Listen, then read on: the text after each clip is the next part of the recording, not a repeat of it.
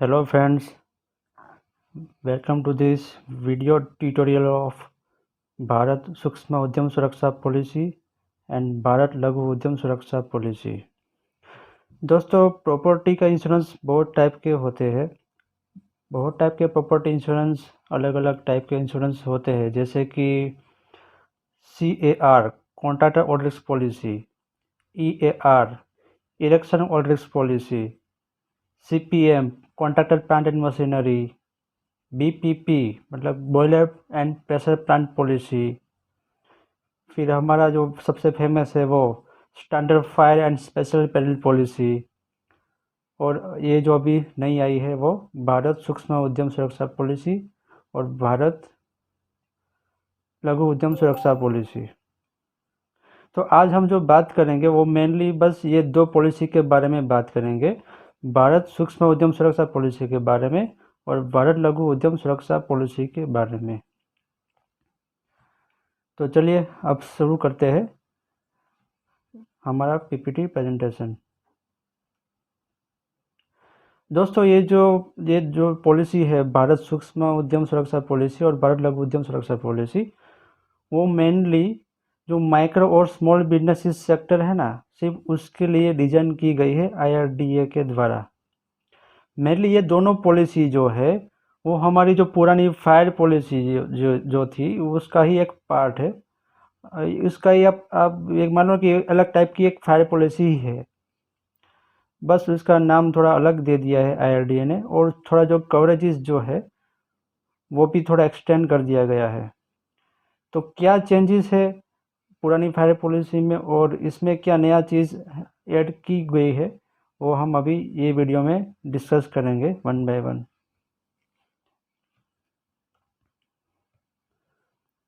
दोस्तों, जो fire insurance है जिसका पूरा नाम था standard fire and special perils policy, ये फायर पॉलिसी जो है उसको 4 अलग अलग हिस्सों में IRDA ने बांट दिया है। सबसे पहला हिस्सा है भारत गृह रक्षा पॉलिसी। ये जो पॉलिसी है वो सिर्फ और सिर्फ रेसिडेंशियल प्रॉपर्टीज़ को ये पॉलिसी देनी है। अदर देन रेसिडेंशियल प्रॉपर्टी को हम भारत सूक्ष्म उद्यम सुरक्षा पॉलिसी देंगे, या तो भारत लघु उद्यम सुरक्षा पॉलिसी देंगे, या फायर इंश्योरेंस पॉलिसी देंगे। अभी हम ये सिर्फ ये भारत सूक्ष्म और भारत लघु के बारे में ही बात करेंगे। ये जो नाम है ना, तो वो थोड़ा बहुत ही टिपिकल हिंदी टाइप का नाम है, भारत सूक्ष्म उद्यम सुरक्षा, भारत लघु उद्यम सुरक्षा। तो हमारे कन्वीनियंस के हिसाब से हम इसको सूक्ष्म पॉलिसी बोलेंगे और इसको लघु पॉलिसी बोलेंगे फिलहाल। तो दोस्तों, कि जैसे कि मैंने कहा कि भारत गृह रक्षा पॉलिसी सिर्फ रेसिडेंशियल प्रॉपर्टी को ही देनी है। इसका सम इंश्योर्ड का कोई लिमिट नहीं है, चाहे कितना भी सम इंश्योर्ड हो, लेकिन अगर वो रिस्क रेसिडेंशियल है तो उनको भारत गृह रक्षा पॉलिसी ही देनी है। दोस्तों, मैंने भारत गृह रक्षा पॉलिसी का एक वीडियो इससे थोड़े दिन पहले बनाया हुआ था। आप अगर YouTube में देखोगे, ये YouTube है और आप यहाँ पे आप सर्च करोगे भारत गृह रक्षा पॉलिसी, तो सबसे ऊपर ही आपको एक वीडियो दिखाई देगा। 2 घंटे 13 मिनट का ये वीडियो है, मैंने कुछ ही दिन पहले ये बनाया हुआ था। तो भारत गृह रक्षा पॉलिसी में क्या टर्म्स एंड कंडीशन है, उसमें क्या एक्सक्लूजन है, क्या कवरेजेस है, और क्या नए चेंजेस आए हैं पुरानी फायर पॉलिसी के मुकाबले, वो सब चीज़ मैंने इस वीडियो के अंदर मैंने डिस्कस किया हुआ है। तो अगर आपने ये वीडियो नहीं दिखा है तो प्लीज़ आप ये वीडियो एक बार ज़रूर देख लीजिएगा, ताकि आपको पता चले कि ये इसमें क्या क्या कवर होता है। फिर आते हैं हम भारत सूक्ष्म उद्यम सुरक्षा पॉलिसी में। ये तीनों पॉलिसी सूक्ष्म, लघु और फायर, जैसे कि मैंने बताया, सिर्फ कॉमर्शियल प्रॉपर्टी को ही देनी है, रेसिडेंशियल को नहीं देनी है। तो भारत सूक्ष्म उद्यम सुरक्षा पॉलिसी उसी कॉमर्शियल एंटरप्राइज को देनी है जिसका एनी वन लोकेशन का सम एश्योर्ड 5 करोड़ से कम है। लघु पॉलिसी सिर्फ उसी कॉमर्शियल एंटरप्राइज को देनी है जिसका सम एश्योर्ड 5 करोड़ से ज़्यादा है लेकिन 50 करोड़ से कम है। और हमारी जो पुरानी फायर पॉलिसी जो है, standard fire and special perils policy जिसका पूरा नाम है, वो फायर पॉलिसी बंद नहीं हुई है, अभी भी वो पॉलिसी चालू ही है। बस फ़र्क सिर्फ इतना है कि ये पॉलिसी उसी कॉमर्शियल एंटरप्राइज को हम देंगे जिसका एनी वन लोकेशन, कोई एक लोकेशन का सम एश्योर्ड 50 करोड़ से ज़्यादा है। ठीक है, तो ये चीज़ आप ध्यान रखिएगा। तो आप जब आप कस्टमर आपको जब कहता है कि मुझे इंश्योरेंस करवाना है मेरी प्रॉपर्टी का, तो पहले ये पता लगाइए कि उनका एनी वन लोकेशन का सम एश्योर्ड कितना होता है। तो सम एश्योर्ड के हिसाब से आप उनको वो पॉलिसी का प्रपोजल फॉर्म भरवाए जो एप्लीकेबल है। दोस्तों, यहाँ पे एक चीज़ मैं आपको बता दूं कि एनी वन लोकेशन का मीनिंग क्या होता है। यहाँ पे मैं आपको एक एग्जाम्पल के जरिए आपको बताता हूँ। मान लो कि एक एंटरप्राइज जिसका नाम है ABC टेक्सटाइल्स। अब इसकी 3 अलग अलग लोकेशन है। ये फैक्ट्री जो है इसकी सचिन में भी एक फैक्ट्री है, उधना एरिया में भी एक फैक्ट्री है और कतारगाम में भी एक फैक्ट्री है। सचिन में जो फैक्ट्री है उसका टोटल सम एश्योर्ड, उसमें आपको बिल्डिंग भी जोड़ना है, प्लांट एंड मशीनरी भी जोड़ना है, स्टॉक जोड़ना है, फर्नीचर फिक्चर्स जोड़ना है और अदर कंटेंट जो भी है वो सब जोड़ के अगर इसमें जो सम एश्योर्ड है, मान लो कि यहाँ पे 2 करोड़ होता है और उधना में सेम चीज़ का जो सम एश्योर्ड है वो 3 करोड़ है और कतारगाम में 4 करोड़ का रिस्क है। अगर हम इसका टोटल करें तो ये 9 करोड़ होगा। 9 करोड़ का सम एश्योर्ड होगा एक पॉलिसी में। लेकिन अगर आप देखोगे तो सचिन में 2 करोड़ का रिस्क है, उधना एरिया में 3 करोड़ का रिस्क है और कतारगाम में 4 करोड़ का रिस्क है। तो हमारी जो डेफिनेशन है यहाँ पे एनी वन लोकेशन का, उसके मुताबिक हम इनको भारत सूक्ष्म उद्यम सुरक्षा पॉलिसी का प्रपोजल फॉर्म भरवाएंगे, क्योंकि कोई एक लोकेशन के ऊपर उसका जो सम एश्योर्ड है वो 5 करोड़ से ज़्यादा नहीं हो रहा है। तो इसलिए ये केस में हम भारत सूक्ष्म उद्यम सुरक्षा पॉलिसी का प्रपोजल फॉर्म भरवाएंगे। अब यही एग्जांपल देख लो। अगर सचिन में इसका जो सम एश्योर्ड है वो मान लो कि 5.5 करोड़ है, बाकी सब जो सम एश्योर्ड है वो एज इट इज़ है। तो यहाँ पे जो सम एश्योर्ड है, टोटल सम एश्योर्ड, वो हो जाएगा 12.5 करोड़। लेकिन आप देखोगे कि कोई एक लोकेशन के ऊपर उसका जो सम एश्योर्ड है वो 5 करोड़ से ज़्यादा हो रहा है। तो इसलिए हम इनको भारत सूक्ष्म उद्यम पॉलिसी नहीं देंगे, हम उनको भारत लघु उद्यम सुरक्षा पॉलिसी का प्रपोजल फॉर्म भरवाएंगे, उनको हम भारत लघु उद्यम सुरक्षा पॉलिसी इश्यू करेंगे। तो ये चीज़ आप ध्यान रखिएगा।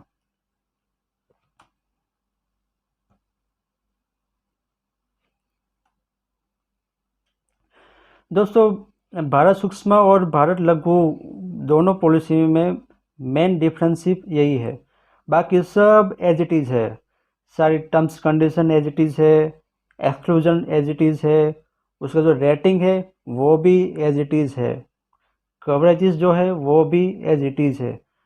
The only difference between Bharat Sookshma and Bharat लघु पॉलिसी इज दिस, कि भारत सूक्ष्म पॉलिसी में फ्लोटर और डिक्लेरेशन दोनों इनबिल्ट है, जबकि भारत लघु उद्यम सुरक्षा पॉलिसी में फ्लोटर तो इनबिल्ट है, लेकिन डिक्लेरेशन पॉलिसी जो है वो आपको एड ऑन लेना पड़ता है।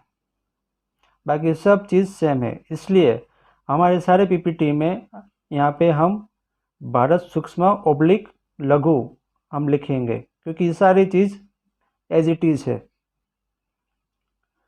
तो चलो शुरू करते हैं कि ये पॉलिसी आखिर में क्या कवर करती है, इसके टर्म्स कंडीशन क्या होते हैं, क्या कवरेजेस है और क्या क्लॉजेस इसके अंदर इनबिल्ट है, वो सब हम अभी डिस्कस करेंगे। तो ये जो IRDA है, उन्होंने ये पॉलिसी का ड्राफ्टिंग किया है, और ये जो पॉलिसी है वो 1 अप्रैल 2021 यानी कि ये जो साल है 2021-22, ये साल फाइनेंशियल ईयर के 1 अप्रैल से ये पॉलिसी एप्लीकेबल है। दोस्तों, जो पुरानी फायर पॉलिसी जो थी, standard fire and special peril policy, उसके अंदर बहुत सारे क्लॉजेस थे। कुछ 11 पेरिल्स थे, 12 एड ऑन कवर थे, कुछ 4 से 5 अलग अलग क्लॉजेस थे, बहुत सारे एक्सक्लूजन थे। तो वो बहुत ही टेक्निकल हो रहा था फायर इंश्योरेंस। छोटे छोटे एजेंट के लिए भी वो समझना थोड़ा मुश्किल था, और कस्टमर को भी तो आप, वो तो लेमैन है, कस्टमर को तो क्या पता होगा फायर इंश्योरेंस में क्या क्या होता है। तो कई बार ऐसा होता था कि इम्पोर्टेंट चीज़ का कवर लेना कस्टमर भूल जाता था या एजेंट भूल जाता था। तो इसलिए IRDA ने ऐसा किया है कि ये 2 पॉलिसी डिजाइन कर दी गई स्मॉल एंटरप्राइजेस के लिए, जिसका सम एश्योर्ड 50 करोड़ से कम हो। तो ये पॉलिसी डिजाइन करने के बाद IRDA ने ये पॉलिसी के अंदर काफ़ी एड ऑन कवर को इनबिल्ट कर दिया गया है। जो पहले एक्स्ट्रा प्रीमियम भर के कवर दिया जाता था पुरानी फायर पॉलिसी में, अब वो सब कवर्स ये दोनों पॉलिसी में, सूक्ष्म और लघु पॉलिसी में इनबिल्ट कर दिया है। और भी सारे क्लॉजेस थे, रीइंस्टेटमेंट वैल्यू क्लॉज, फिर designation of property clause, local authority clause, वो सारे क्लॉजेस पुरानी फायर पॉलिसी में कस्टमर को ऑप्ट करना पड़ता था, प्रपोजल फॉर्म के अंदर भर के ऑप्ट करना पड़ता था। लेकिन ये पॉलिसी के अंदर वो सारे clauses, RIV clause, agreed bank clause, designation of property clause, local authority clause, ये सारे क्लॉजेस इस पॉलिसी में इनबिल्ट है। यानी कि कस्टमर को अलग से डिक्लेयर करने की ज़रूरत नहीं है, वो ऑलरेडी ये पॉलिसी में कवर है। और ये एक ख़ास चीज़ इसकी ये है कि ये पॉलिसी जो है उसके premium rates company to company different होगा। कोई कंपनी ने अपनी फाइल एंड यूज़ गाइडलाइंस के हिसाब से जो भी रेट फाइल किया है IRDA में, वो रेट एप्लीकेबल होगा। तो प्रीमियम रेट वेरी हो सकता है, डिफरेंस हो सकता है कंपनी टू कंपनी।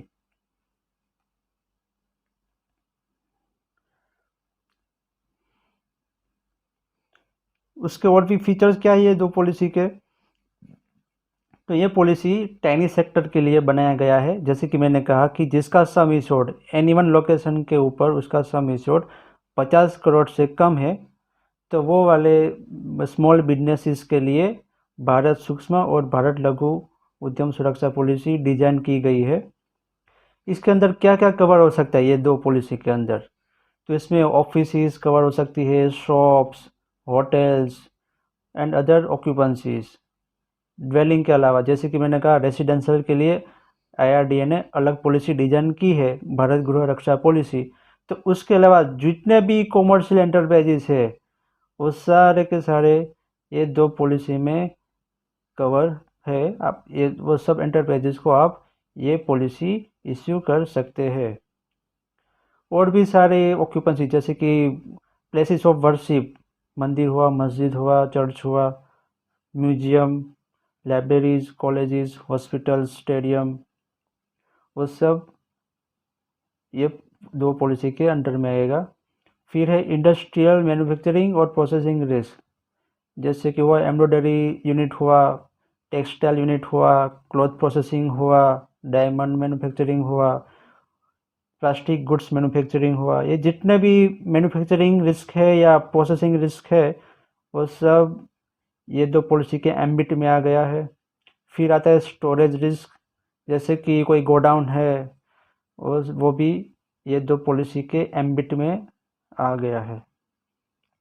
दोस्तों ये दो पॉलिसी आने के बाद अब all India fire tariff AIFT उसकी जो प्रोविज़न है ना वो अब एप्लीकेबल नहीं है, क्योंकि IRDA ने ये दो पॉलिसी के लिए अलग से ड्राफ्ट किया है, टर्म्स कंडीशन उसका वर्डिंग वो सब अलग से ड्राफ्ट किया है।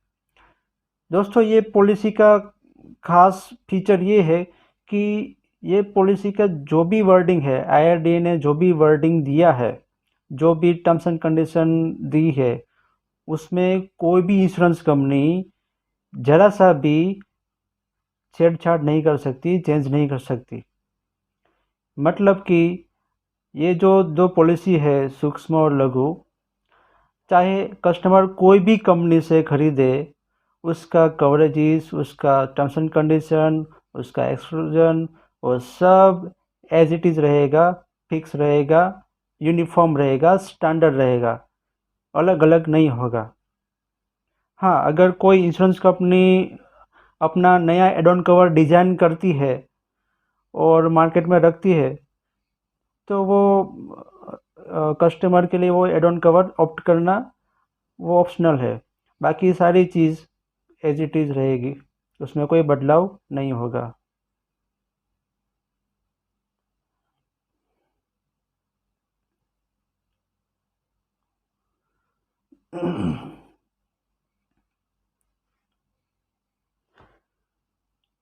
Companies can brand this product by prefacing company name. जैसे कि मैंने कहा कि ये जो दोनों पॉलिसी है उसका वर्डिंग IRDA ने फिक्स किया है, उसमें कोई कंपनी चेंज नहीं कर सकती, लेकिन कोई इंश्योरेंस कंपनी अपने हिसाब से वो प्रोडक्ट के आगे अपना नाम लिख सकती है। जैसे कि न्यू इंडिया में अगर आप भारत सूक्ष्म पॉलिसी लेते हैं तो उसका प्रोडक्ट का नाम ये होगा, न्यू इंडिया भारत सूक्ष्म उद्यम सुरक्षा पॉलिसी। अगर कस्टमर नेशनल इंश्योरेंस कंपनी से ये प्रोडक्ट लेता है तो वो प्रोडक्ट का नाम होगा नेशनल भारत सूक्ष्म उद्यम सुरक्षा पॉलिसी। तो इंश्योरेंस कंपनी अपने हिसाब से प्रीफिक्स लगा सकती है, लेकिन ये जो नाम है ना भारत सूक्ष्म उद्यम सुरक्षा पॉलिसी वो नाम एज इट इज़ रखना है। There is maximum some ensure limit of 5 crore oblique 50 crore. अगर एनी वन लोकेशन का रिस्क 5 करोड़ से कम है तो सूक्ष्म पॉलिसी आएगी, और 50 करोड़ से कम है तो उद्यम सुरक्षा पॉलिसी आएगी। Terrorism is also part of this policy. पहले टेररिज्म एड ऑन कवर हुआ करता था फायर पॉलिसी में, लेकिन ये पॉलिसी के अंदर सूक्ष्म और लघु पॉलिसी के अंदर टेररिज्म भी इनबिल्ट है। लॉन्ग टर्म पॉलिसी अलाउड नहीं है, सिर्फ ये जो पॉलिसी है वो सिर्फ 1 साल के लिए ही इश्यू होगी। 1 साल के बाद कस्टमर को वो पॉलिसी रिन्यू करवानी पड़ेगी एवरी ईयर। दोस्तों अब क्वेश्चन ये आता है कि वैल्यूएशन कैसे ले, सम एश्योर्ड कैसे सिलेक्ट करें। तो सम एश्योर्ड सिलेक्शन करने का जो मेथड है वो भी IRDA ने ये दोनों पॉलिसी के अंदर फिक्स किया है। मतलब कि बिल्डिंग, प्लांट एंड मशीनरी और फर्नीचर फिक्सचर्स, इसका जो सम एश्योर्ड है वो कंपल्सरीली रीइंस्टेटमेंट वैल्यू बेसिस पर ही होना चाहिए, रिप्लेसमेंट बेसिस पर ही होना चाहिए, ये कंपल्सरी है। फिर जो स्टॉक है उसका वैल्यूएशन, उसका जो सम एश्योर्ड कैसे लेना है, तो अगर रॉ मटेरियल है तो उसका सम एश्योर्ड लैंडेड कॉस्ट के हिसाब से लेना है। अगर स्टॉक इन प्रोसेस है तो उसका इनपुट कॉस्ट के हिसाब से उसका सम एश्योर्ड लेना है। और अगर फिनिश गुड है तो उसका जो मैन्युफैक्चरिंग कॉस्ट होता है, प्रोडक्शन कॉस्ट होता है, उसके हिसाब से फिनिश्ड गुड्स का सम एश्योर्ड लेना है। दोस्तों एक बहुत ही इम्पोर्टेंट क्लोज है रीइंस्टेटमेंट वैल्यू क्लोज। या तो रिप्लेसमेंट क्लोज। आपने कई बार सुना होगा ये दोनों वर्ड, लेकिन इसका सही मीनिंग क्या है वो बहुत ही कम लोगों को पता होगा। तो रीइंस्टेटमेंट का मतलब है कि value at which the insured property can be reinstated और replaced by the same kind और टाइप। यहाँ पे मैंने ये जो वर्ड है ना उसको रेड कलर का किया हुआ है। मतलब कि जो जिस टाइप की प्रॉपर्टी है फिलहाल वैसे की ही टाइप की प्रॉपर्टी को आप रिप्लेस कर सकते हो, उनसे ज़्यादा सुपियर भी नहीं, एक्सटेंसिव भी नहीं, विदाउट डिडक्टिंग डेप्रिसिएशन। तो इसका हम एग्जाम्पल के मदद से हम देखते हैं कि ये एक्चुअली क्या कहना चाहता है।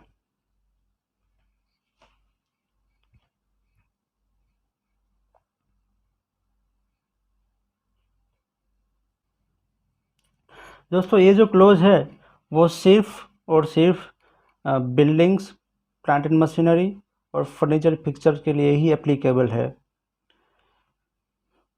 ये जो क्लोज है वो स्टॉक के लिए एप्लीकेबल नहीं है, ये चीज़ याद रखनी है। इसका एग्जांपल हम देखते हैं। ये एम्ब्रॉयडरी मशीन है। ये जो मशीन है उसका मॉडल नंबर है ABC123 फॉर एग्जांपल, और उसकी जो कॉस्ट वैल्यू है वो 15 लाख की मशीन है ये। अब फॉर एग्जांपल ये जो मशीन है वो फायर होती है और पूरा का पूरा मशीन डैमेज हो जाता है, तो ये पॉलिसी के अंदर रीइंस्टेटमेंट वैल्यू क्लोज ऑटोमेटिक है, यानी कि इनबिल्ट है। तो कस्टमर अगर इसी मॉडल ABC123 इसी मॉडल का मशीन नया ले लेता है तो इंश्योरेंस कंपनी जो है वो नए मशीन की जो वैल्यू है वो पे करेगा। मतलब कोई भी डेप्रिसिएशन माइनस नहीं होगा, पूरा का पूरा वैल्यू इंश्योरेंस कंपनी पे करेगी। इसका मीनिंग है रीइंस्टेटमेंट या तो रिप्लेसमेंट। अब आपके मन में ये सवाल होगा कि मान लो कि ये मशीन है ABC123 मॉडल का, ये जो एम्ब्रॉयडरी मशीन है वो एब्सोल्यूट हो चुका है, यानी कि मार्केट में, यानी कि जो कंपनी ये मशीन बनाती थी वो कंपनी अब ये मशीन बनाती ही नहीं है। तो कस्टमर ने ये वाला मशीन लिया जिसका मॉडल नंबर है XYZ123 और उसकी कीमत है 18 लाख रुपये।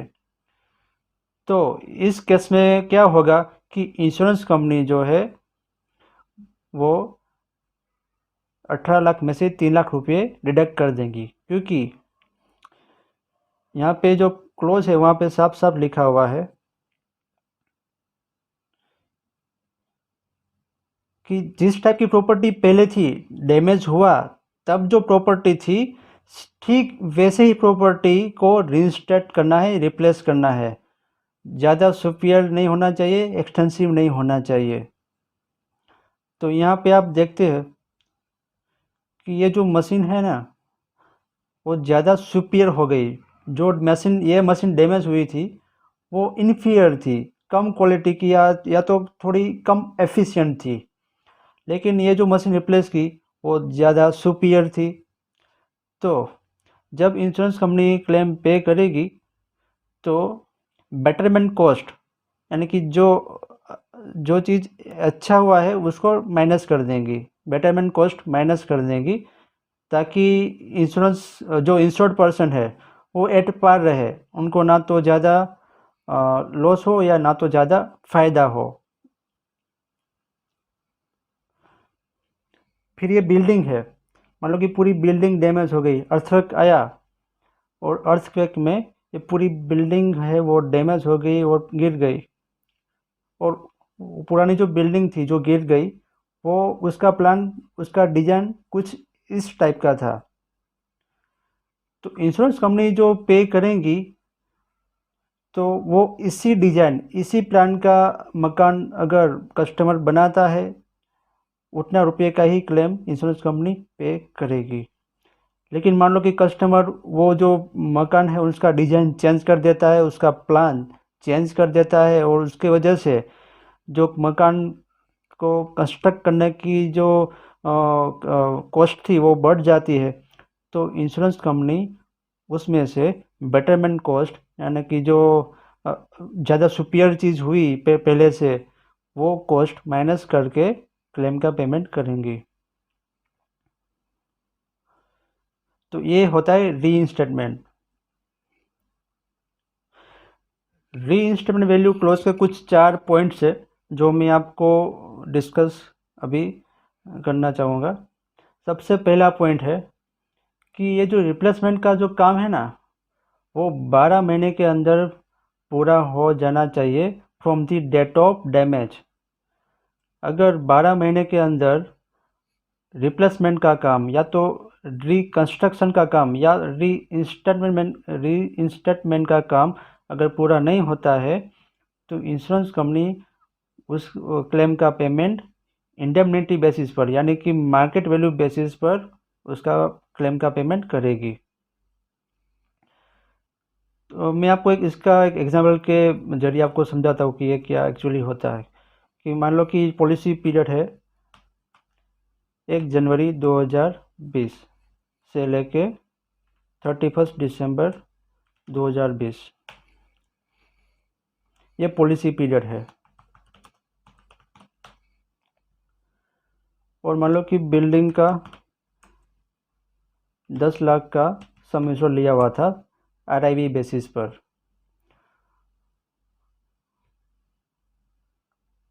और 30 जून को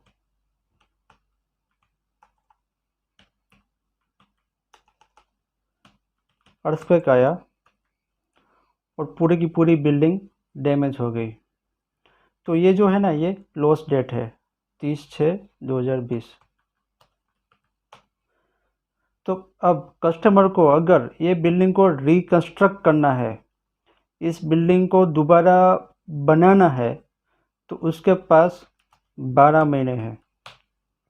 12 महीने के अंदर उनको ठीक वैसे की वैसी बिल्डिंग जैसे पहले थी, जिस टाइप का डिज़ाइन था, जिस टाइप का प्लान था, जिस टाइप का रॉ मटेरियल यूज़ किया हुआ था, जिस टाइप की वॉल्स थी, जिस टाइप का पेंटिंग था, वो सब वैसा का वैसा ही 12 महीने के अंदर बनाना होता है। यानी कि 30/6/2021 से पहले उनको ये बिल्डिंग दोबारा खड़ा करना है। अगर 12 महीने के अंदर कस्टमर अपना जो बिल्डिंग है वो दोबारा रिकंस्ट्रक्ट नहीं कर पाता है, तो उनको RIV का बेनिफिट नहीं मिलेगा, उनको रीइंस्टेटमेंट का बेनिफिट नहीं मिलेगा। अब और एक भी सवाल होगा आपके मन में कि एक्चुअली ये इसका बेनिफिट क्या होता है, ये RIV का बेनिफिट एक्चुअली क्या है। तो मैं आपको समझाता हूँ।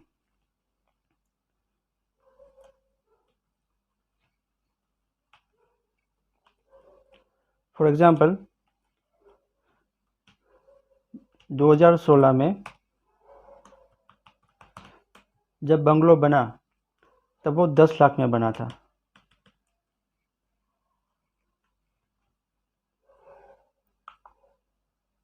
ठीक है, मान लो कि 2016 में बिल्डिंग जो बनी थी वो 10 लाख में बनी थी, और कस्टमर ने 2021 में उसकी जो पॉलिसी ली, तो उनका सम एश्योर्ड RIV के बेसिस पर 15 लाख रुपया लिया। क्योंकि ये 5 साल के अंदर जो सीमेंट का भी प्राइस बढ़ जाता है, लेबर का प्राइस बढ़ जाता है, फिर जो रेत है उनका भी भाव बढ़ जाता है, फिर जो उसका जो कपची जो उसको बोलते हैं, जो छोटे छोटे स्टोन, उनके भी रेट बढ़ जाते हैं। फिर जो उसका जो TMT बार्स आते हैं मेटल के, उनके भी प्राइस ओवरऑल बढ़ता रहता है। तो उसके हिसाब से कस्टमर ने 2021 में उसकी जो सम एश्योर्ड रखा था RIV बेसिस पर 15 लाख का रखा था। फिर मान लो कि लॉस होता है, और ये जो लॉस है वो टोटल लॉस है। मान लो कि अर्थक्वेक हुआ था और पूरी की पूरी बिल्डिंग डैमेज हो गई, गिर गई। अब कस्टमर के पास 12 महीने हैं फिर से वैसे की वैसी बिल्डिंग खड़ी करने में। अगर 12 महीने के अंदर कस्टमर जो है वो फिर से बिल्डिंग रिकन्स्ट्रक्ट कर लेता है, यानी कि 15 लाख का एक्सपेंस वो कर लेता है, तो इंश्योरेंस कंपनी जो है वो 15 लाख पे करेगी, पेमेंट बाय इंश्योरेंस कंपनी। ये बेनिफिट है आरआईवी क्लोज का। और मान लो कि 12 महीने के अंदर कस्टमर ये जो बिल्डिंग है वो रिकन्स्ट्रक्ट नहीं कर पाता है, तो इसका पेमेंट होगा मार्केट वैल्यू बेसिस पर।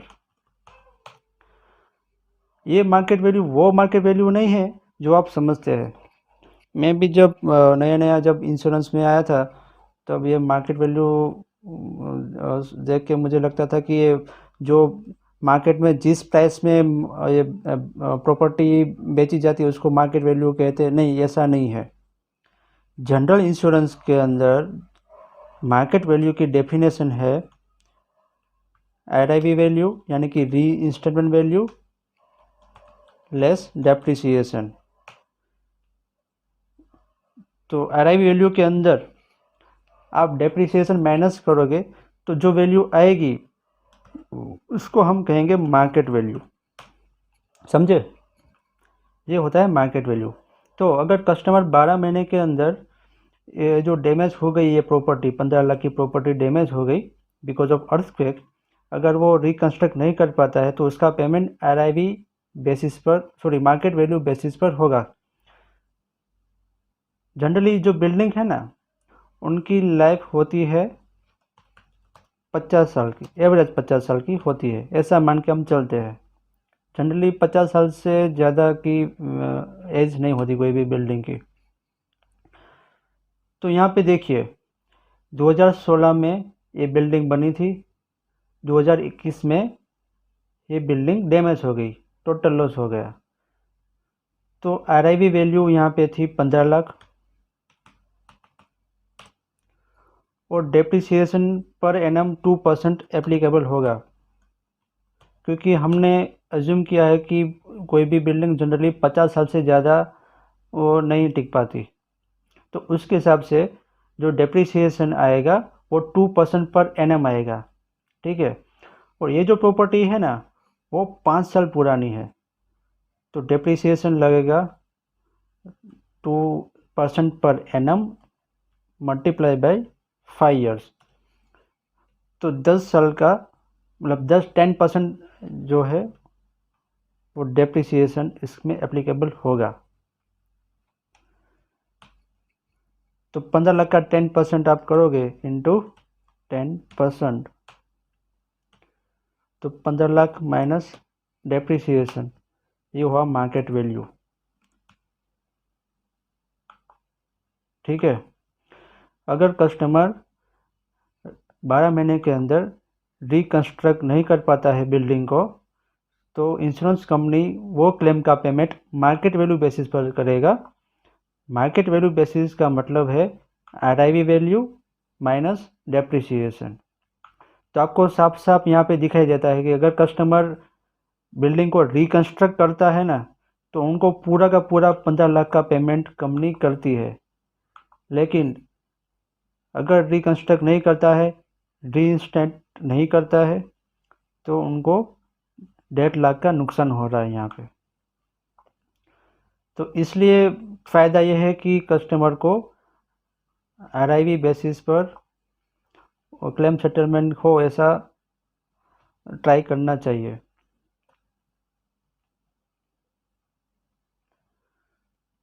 यहाँ पे एक कंडीशन और भी है कि मान लो कि कस्टमर 12 महीने के अंदर रिकन्स्ट्रक्ट नहीं कर पाता है because of any genuine reason, और वो जो कस्टमर है ना वो इंश्योरेंस कंपनी को रिटर्न रिक्वेस्ट देता है कि बस प्लीज़ मेरे ये जेन्युइन प्रॉब्लम है because of so and so reason, मैं 12 महीने के अंदर बिल्डिंग को रिकन्स्ट्रक्ट नहीं कर पाऊँगा क्योंकि मुझे थोड़ा और भी टाइम चाहिए, मुझे 2 महीने या 3 महीना और एक्स्ट्रा चाहिए। वो रिटर्न रिक्वेस्ट करता है कस्टमर और इंश्योरेंस कंपनी अग्री करती है। तो ये जो 12 महीने का क्लोज है ना वो एक्सटेंड किया जा सकता है। वो 12 महीने का फिर 13 महीना भी हो सकता है या 14 महीना भी हो सकता है। वो सिचुएशन टू सिचुएशन कंपनी देखती है कि कितना एक्सटेंड किया जाए, लेकिन वो कंपनी के विम्स पर डिपेंडेंट है। कंपनी मना कर देती है कि मुझे आपकी जो ये जो 12 महीने एक्सटेंड करने की बात कर रहे हैं, मैं हम अग्री नहीं हो रहे। इंश्योरेंस कंपनी मना कर देती है एक्सटेंड करने से, तो वो क्लेम का पेमेंट फिर मार्केट वैल्यू बेसिस पर होगा।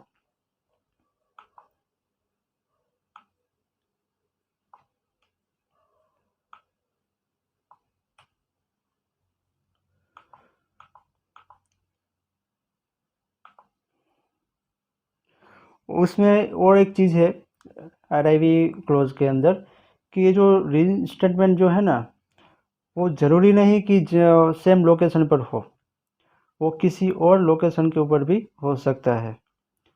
यानी कि मान लो कि जो प्रॉपर्टी है वो सचिन एरिया में है और ये प्रॉपर्टी डैमेज हो गई, तो ज़रूरी नहीं कि यही एरिया में आप वो बिल्डिंग को रिकंस्ट्रक्ट करो।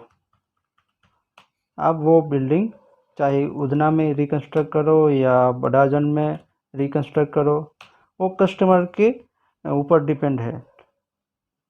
तो ये जो रिकंस्ट्रक्शन है वो कोई भी लोकेशन के ऊपर हो सकता है। और एक चीज़ आपको मैं बताऊं कि रिकंस्ट्रक्शन जो है ना, वो मेनली बिल्डिंग में एप्लीकेबल होता है, और जो रिप्लेसमेंट है वो जनरली प्लांट एंड मशीनरी में और फर्नीचर फिक्चर में जनरली एप्लीकेबल होता है।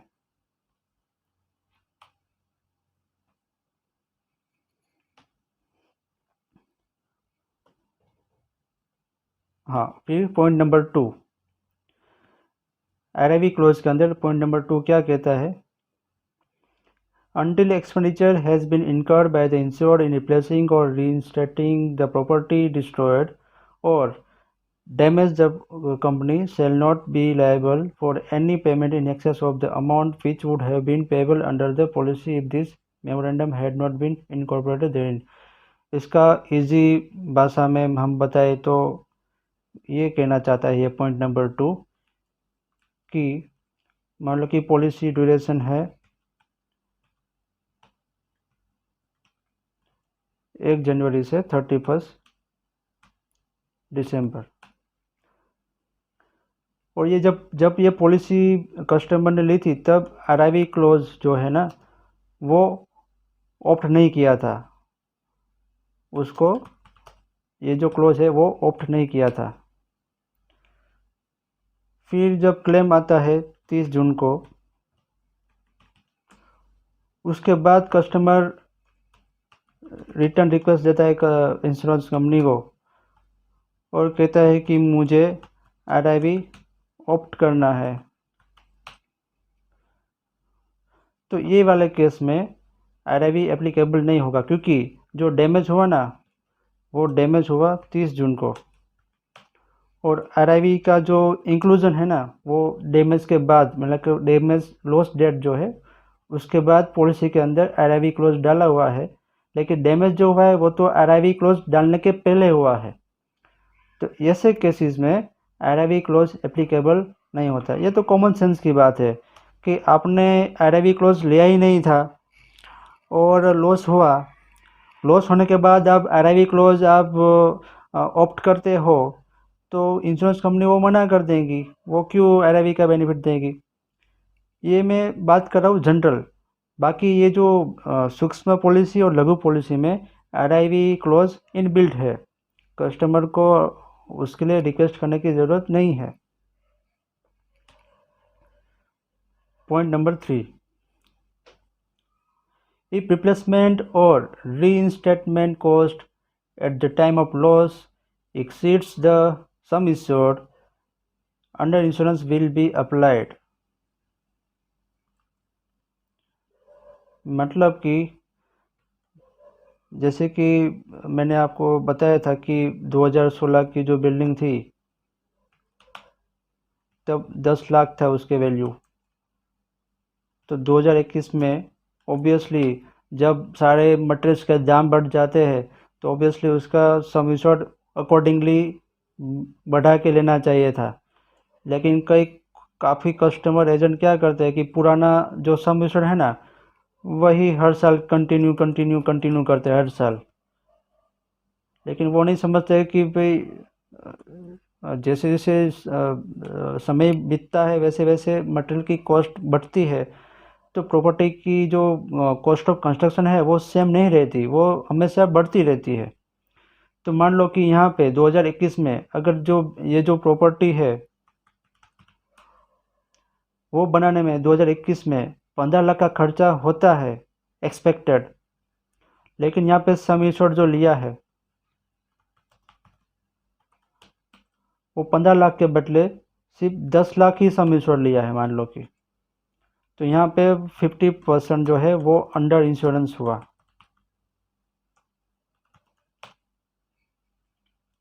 तो जब कंपनी इस क्लेम का पेमेंट करेंगी आरआईवी बेसिस पर तो उसमें 50 तो उसमें एक्चुअली 50% अंडर इंश्योरेंस नहीं है।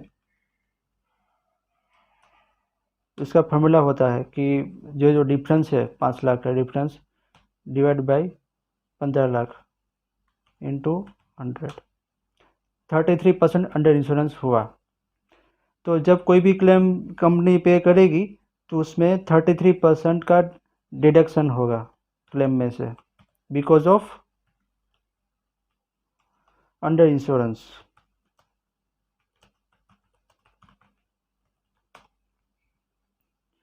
तो ये एक चीज़ खास ध्यान रखनी है कि जब भी बिल्डिंग का या तो प्लांट एंड मशीनरी का फर्नीचर फिक्सचर का जब सम इंश्योर्ड आप प्रपोजल फॉर्म के अंदर आप लो कस्टमर को जब आप मिलो तो उसका सम इंश्योर्ड कैसे होना चाहिए। तो कि आज की डेट में अभी 2021 चल रहा है और मई महीना चल रहा है। आज की डेट में ठीक ऐसे ही बिल्डिंग, ठीक ऐसे ही प्लांट एंड मशीनरी और ठीक ऐसा ही फर्नीचर और फिक्सचर अगर हम आज की डेट में बनवाने जाए तो कितना रुपए का खर्चा होगा उसके हिसाब से सम एश्योर्ड लेना चाहिए। अगर ऐसा करते हैं तो अंडर इंश्योरेंस का कोई मैटर आएगा नहीं बीच में। लेकिन अगर आप sum assured as it is रखते हो हर साल तो अंडर इंश्योरेंस आ सकता है।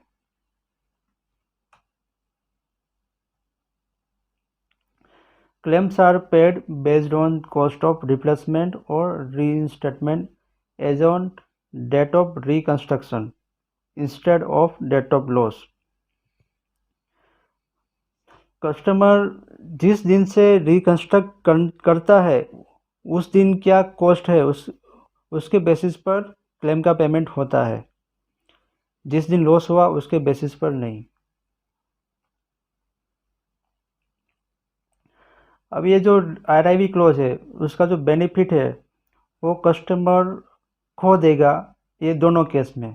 तो पहला केस ये है कि अगर कस्टमर 6 महीने के अंदर इंश्योरेंस कंपनी को इंटीमेट नहीं करता, बताता नहीं है कि मुझे मेरी प्रॉपर्टी को रीइंस्टेट करना है, ऐसा नहीं बताता 6 महीने के अंदर, तो वैसे केस में कस्टमर जो है वो आरआईवी का बेनिफिट खो देगा।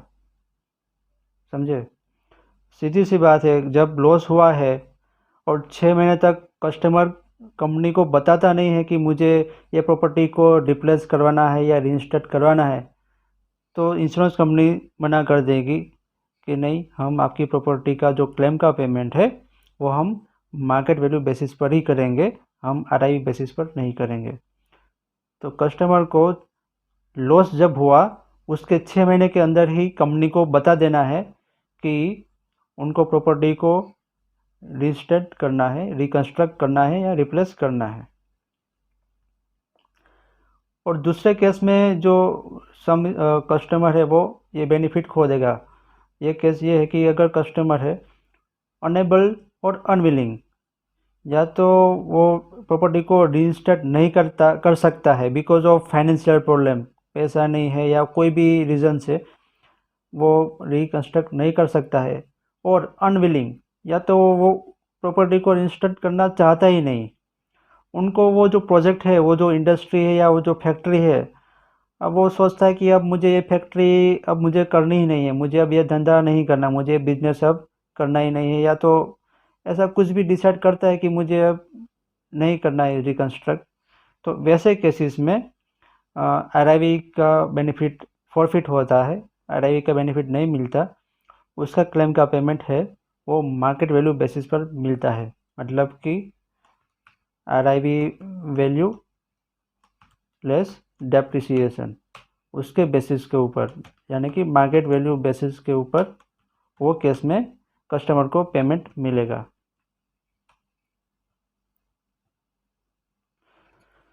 तो दोस्तों ये सब था रीइंस्टेटमेंट के बारे में, जो मैंने आपको बहुत ही आसान भाषा में एग्जाम्पल के साथ मैंने आपको समझाया है। पहले तो ये बहुत ही कॉम्प्लिकेटेड लगता होगा आपको, लेकिन ये एग्जाम्पल देखने के बाद मुझे पक्का श्योर है कि आपको रीइंस्टेटमेंट क्या होता है, रिप्लेसमेंट क्या होता है, वो आपको समझ में आ गया होगा।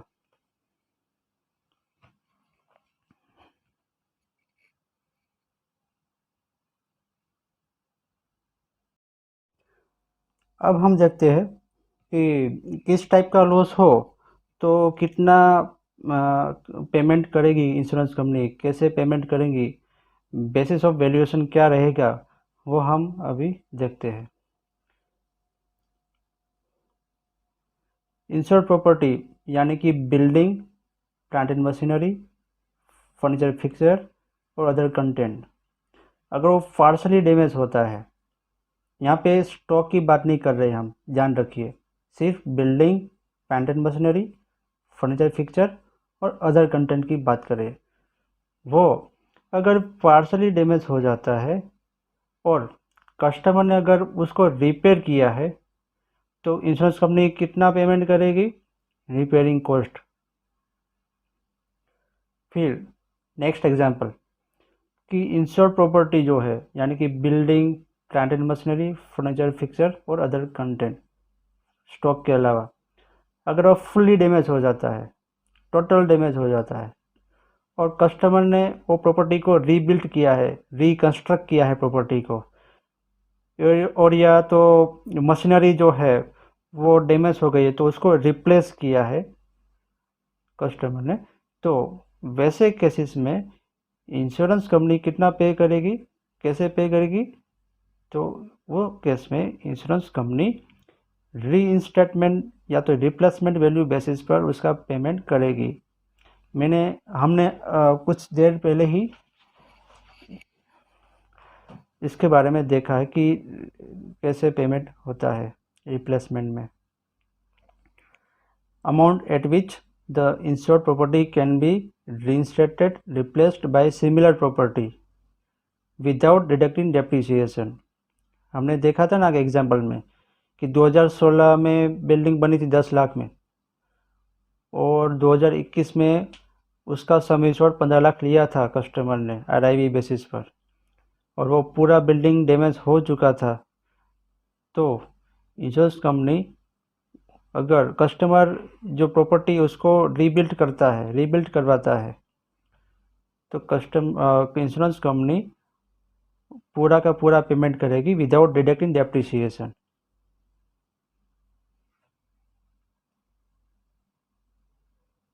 हमने इसका एग्जांपल देखा था कि ये मशीनरी है 15 लाख की है और वो पूरी की तरह से डैमेज हो गई, और कस्टमर ने उसके सुपीरियर मशीन ली, ज़्यादा कैपेसिटी वाली और बेहतर मशीन ली, तो इंश्योरेंस कंपनी जो है ना वो बेटरमेंट कॉस्ट, मतलब जो बेहतरीन चीज़ हुई उसका कॉस्ट माइनस करके पेमेंट करेगी। तो जिस प्रॉपर्टी डैमेज हुई, जैसी थी, जैसी डिज़ाइन थी, जैसा प्लान था, जैसा मॉडल था, जैसी कैपेसिटी थी, वैसे की वैसे ही प्रॉपर्टी को रीइंस्टेट करना है, रिप्लेस करना है, उनसे सुपीरियर नहीं होना चाहिए। ये कंडीशन होती है री इंस्टेटमेंट वैल्यू क्लोज में। इसका भी हमने एग्जांपल देखा हुआ था कि ये जो बिल्डिंग था वो पहले जैसा प्लान था, डिज़ाइन था, वैसा ही बिल्डिंग रीबिल्ट होना चाहिए। अगर उससे सुपीरियर होता है और उसके वजह से एक्स्ट्रा कॉस्ट होती है तो इंश्योरेंस कंपनी वो एक्स्ट्रा कॉस्ट का पेमेंट नहीं करती।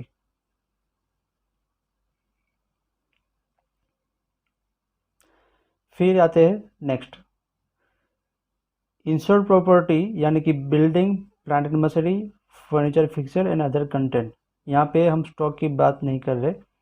अगर वो फुल्ली डैमेज हो जाता है और कस्टमर ने उसको रीबिल्ट नहीं किया, या तो जो मशीनरी है उसका रिप्लेसमेंट नहीं किया, वैसे की वैसी मशीन परचेज नहीं की, वो केस में इंश्योरेंस कंपनी कैसे पेमेंट करेगी?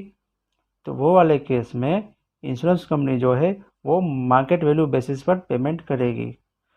मार्केट वैल्यू की डेफिनेशन क्या है इंश्योरेंस के पर्सपेक्टिव में?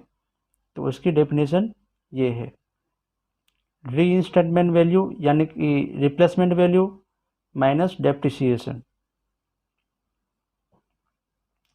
फिर आते हैं next, insured stock has damaged. Stock जो डैमेज हो चुका है वो पार्सली डैमेज हुआ है, तो जितना डैमेज हुआ है कंपनी उतना ही पे करेगी। फिर जो स्टॉक है वो टोटली डैमेज हो चुका है, टोटल लॉस हुआ है, तो इंश्योरेंस कंपनी विल पे। अगर वो रॉ मटेरियल है तो लैंडेड कॉस्ट का पेमेंट करेगी। स्टॉक इन प्रोसेस है, SIP, स्टॉक इन प्रोसेस, तो वो स्टॉक का payment input cost at the time of loss वैसे करेगी। और अगर वो फिनिश गुड है तो मैन्युफैक्चरिंग कॉस्ट, प्रोडक्शन कॉस्ट जो है वो फिनिश गुड का उसके मुताबिक पेमेंट करेगी। ये तीनों का हम एग्जांपल देखते हैं कि ये एक्चुअली क्या है। RM लैंडेड कॉस्ट का मतलब क्या होता है कि जिस कॉस्ट में वो जो रॉ मटेरियल है वो इंश्योर्ड प्रेमाइसिस में जो आता है ना, उसको बोलते हैं लैंडेड कॉस्ट।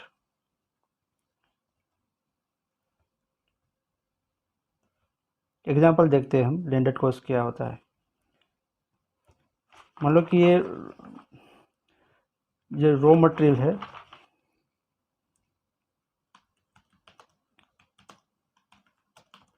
रॉ मटेरियल की जो कीमत है, कॉस्ट है, वो फॉर एग्जांपल 5 लाख का है कॉस्ट। फिर उसके अंदर आपको लोडिंग एक्सपेंस ऐड करना है। मान लो कि वो हो रहा है 500 रुपया। उसके अंदर आपको ट्रांसपोर्टेशन एक्सपेंस ऐड करना है। ट्रांसपोर्टेशन का एक्सपेंस मान लो कि हो रहा है 10,000 रुपये।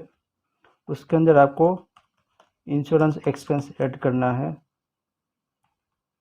मान लो कि बोला है 100 रुपये हो रहा है। फिर आप ऐड करोगे toll tax, for example 500 rupees का टोल टैक्स है। फिर आप ऐड करोगे अनलोडिंग, वो फॉर एग्जांपल हो रहा है 500 रुपया। तो ये सब मिला के, ये सब कॉस्ट मिला के आपका जो रॉ मटेरियल है वो आपकी जो प्रेमाइसिस है, जो इंश्योर्ड प्रेमाइसिस है, वहाँ पे ये मटेरियल जब आता है आपके प्रेमाइसिस के ऊपर, कस्टमर के प्रेमाइसिस के ऊपर, तो वो मटेरियल 5,11,600 रुपये में आता है, ये सब कॉस्ट मिला के। तो इसको हम कहेंगे लैंडेड कॉस्ट। ठीक है। तो जब कोई लॉस होता है और ये रॉ मटेरियल जो है उसका लॉस होता है, तो इंश्योरेंस कंपनी जो है वो रॉ मटेरियल का पेमेंट लैंडेड कॉस्ट के हिसाब से करेगी। मतलब जिस कीमत में, जिस प्राइस में वो जो मटेरियल है वो फैक्ट्री प्रेमाइसिस में पहुंचा है, वो रुपया में, वो कॉस्ट में इंश्योरेंस कंपनी पेमेंट करेगी।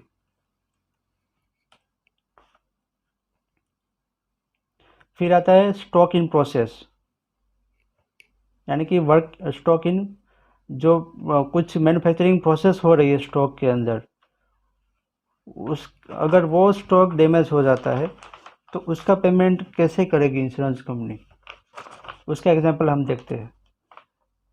तो स्टॉक इन प्रोसेस में सबसे पहले आएगा landed cost of raw material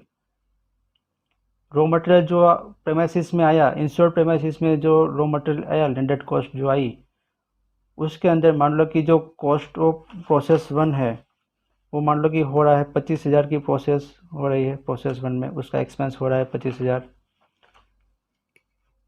फिर कुछ और भी प्रोसेस हो रहा है, उसको हम प्रोसेस 2 का नाम देते हैं फिलहाल, और उसका एक्सपेंस हो रहा है 20,000 रुपये का। उसके बाद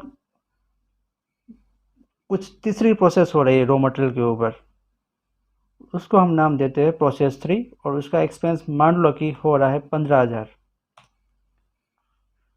तो स्टॉक इन प्रोसेस का जो वैल्यू है ना वो आ रहा है 5,71,600। अब मैं आपको बताता हूँ कि चलो कि ये प्रोसेस 1 होने के बाद ये रॉ मटेरियल की कीमत है। ये प्रोसेस 1 होने के बाद कोई लॉस होता है तो इंश्योरेंस कंपनी कितना पे करेगी, तो cost of raw material plus cost of process 1। क्योंकि जब रॉ मटेरियल जो था ना वो जब प्रोसेस 1 के अंदर था ना तब डैमेज हुआ था, तब आग लगी थी और मटेरियल डैमेज हुआ था।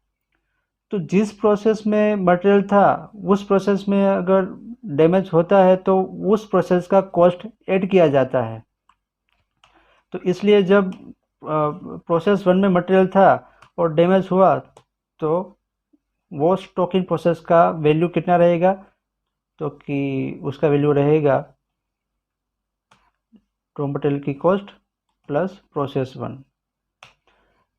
अब फॉर एग्जांपल कि प्रोसेस 2 में जब मटेरियल था तब डैमेज हुआ, तब फायर हुआ और लॉस हुआ, तो रॉ मटेरियल की कीमत कितनी होगी, तो रॉ मटेरियल की landed cost plus process 1 plus process 2। तो जब स्टेज 2 में था, जब प्रोसेस 2 में जब मटेरियल था तब उसकी वैल्यू इतनी होनी चाहिए 5,56,600, और इंश्योरेंस कंपनी इतने का क्लेम पे करेगी।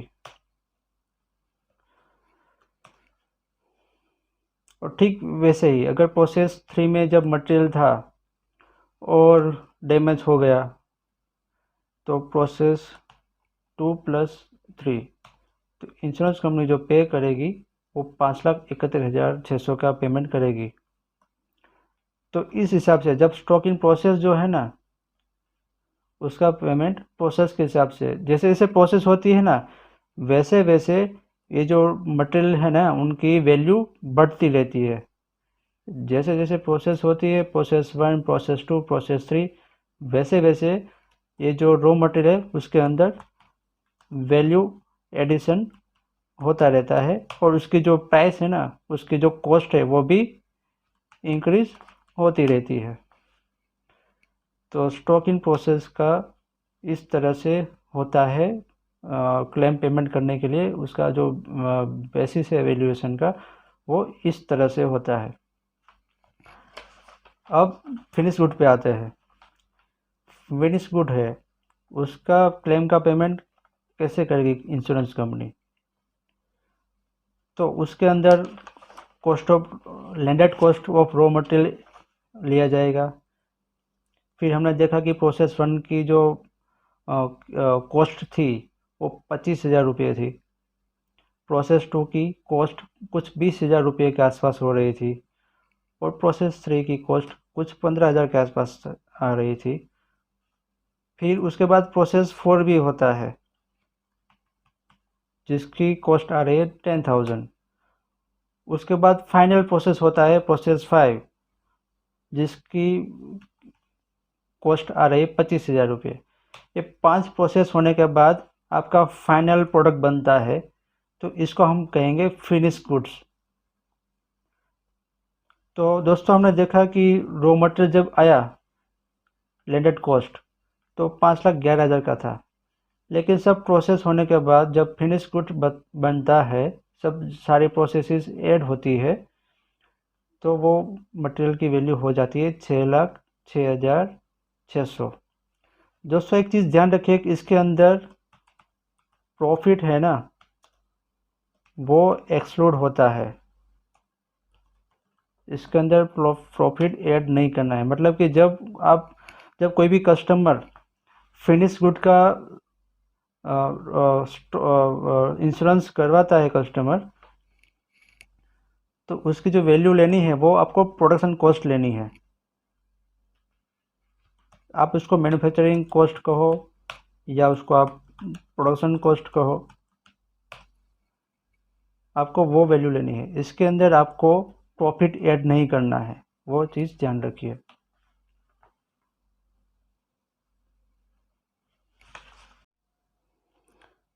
अब हम इसके और भी फीचर्स क्या है वो देखते हैं।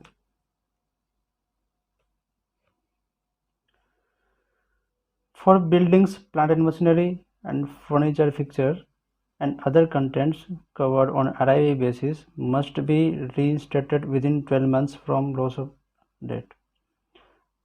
Otherwise, market value method is applicable after deducting applicable depreciation. ये हमने ऑलरेडी देख लिया है कि 12 महीने के अंदर प्रॉपर्टी को रिकन्स्ट्रक्ट करना है या रिप्लेस करना है। अगर 12 महीने के अंदर कस्टमर वो प्रॉपर्टी को रिप्लेस या रीइंस्टेट नहीं कर पाता है तो मार्केट वैल्यू बेसिस पर, यानी कि RIV वैल्यू माइनस डेप्रिसिएशन, उसके बेसिस पर क्लेम का पेमेंट इंश्योरेंस कंपनी करेगी। फिर नेक्स्ट पॉइंट है automatic reinstatement of sum insured after a loss at pro rata additional premium is available and necessary additional premium adjustment in claim payment is allowed. मतलब कि कोई loss होता है और वो लॉस का पेमेंट इंश्योरेंस कंपनी ने कर दिया, फिर वो आइटम अनइंश्योर्ड हो जाती है, फिर वो आइटम अनकवर्ड रह जाती है। लेकिन ये पॉलिसी में ये फीचर ये है कि लॉस का पेमेंट होने के बाद, क्लेम का पेमेंट होने के बाद, जितना का क्लेम का पेमेंट हुआ है ना, वो अमाउंट का रीइंस्टेटमेंट प्रीमियम माइनस किया जाता है क्लेम में से, ताकि जो प्रॉपर्टी है ना वो पूरे पॉलिसी पीरियड दरमियान फुल्ली इंश्योर्ड रहे। अब इसका एक एग्जांपल देखते हैं।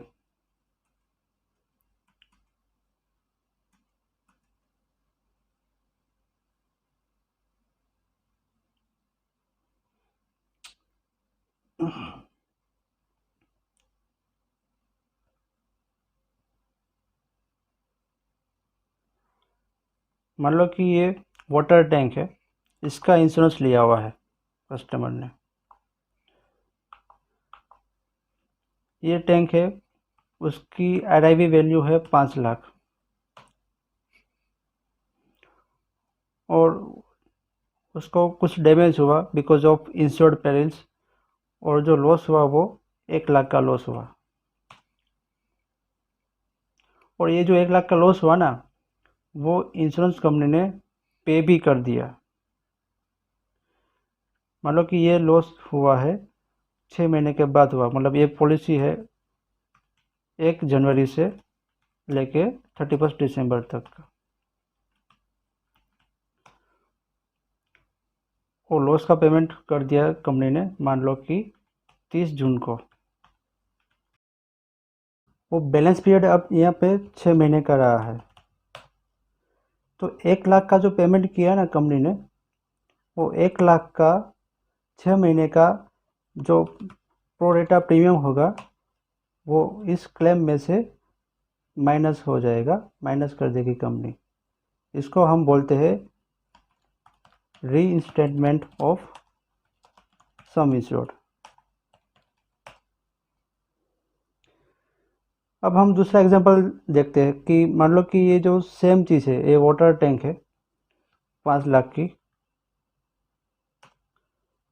वो टोटल लॉस हो गया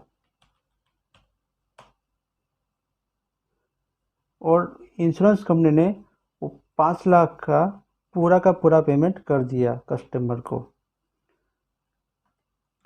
यही एग्जांपल हम यहाँ पे कॉपी पेस्ट कर लेते हैं कि पॉलिसी पीरियड थी 1 जनवरी से 31 दिसंबर और 30 जून को कंपनी ने लॉस का पेमेंट भी कर दिया। अब इसका बैलेंस सम एश्योर्ड रह जाएगा 0, क्योंकि 5 लाख का सम एश्योर्ड था, कंपनी ने 5 लाख पे कर दिए, अब बैलेंस सम एश्योर्ड रहा 0। तो ये जो प्रॉपर्टी है, ये जो वाटर टैंक है ना, अब ये हो गया अनइंश्योर्ड। तो एक बार जब कंपनी लॉस का पेमेंट करती है ना, तब वो आइटम अनइंश्योर्ड हो जाता है। अब ये वाटर टैंक का पेमेंट करने के बाद फिर से अगर इसको डैमेज हो जाता है ना, तो इंश्योरेंस कंपनी वो डैमेज का वो क्लेम का पेमेंट नहीं करेंगी, क्योंकि कंपनी ने तो ऑलरेडी 5 लाख तो पे कर ही दिए हैं, अब उसका बैलेंस सम एश्योर्ड 0 है। तो अगर दोबारा ये जो प्रॉपर्टी है उसको अगर नुकसान होगा तो इंश्योरेंस कंपनी उसका पेमेंट नहीं करेगी। लेकिन लॉस का पेमेंट करने के बाद 6 महीने का बैलेंस यहाँ पे बचता है पॉलिसी पीरियड का, ठीक है। तो 5 लाख का लॉस का पेमेंट करने के बाद अगर कस्टमर बैलेंस पॉलिसी पीरियड के लिए 6 महीने के लिए वो प्रोरेटा प्रीमियम पे कर देता है ना, तो फिर से ये जो प्रॉपर्टी है, ये वाटर टैंक है, वो फिर से 5 लाख के लिए कवर हो जाएगी। फिर दोबारा अगर उसमें डैमेज होता है, लॉस होता है, तो इंश्योरेंस कंपनी इसका पेमेंट करेगी। तो जब क्लेम का पेमेंट कंपनी करती है, तब क्लेम में से ही ये जो प्रोरेटा प्रीमियम है, जिसको हम रीइंस्टेटमेंट प्रीमियम भी कहते हैं, वो क्लेम में से ही कंपनी रिकवर कर लेती है जनरली।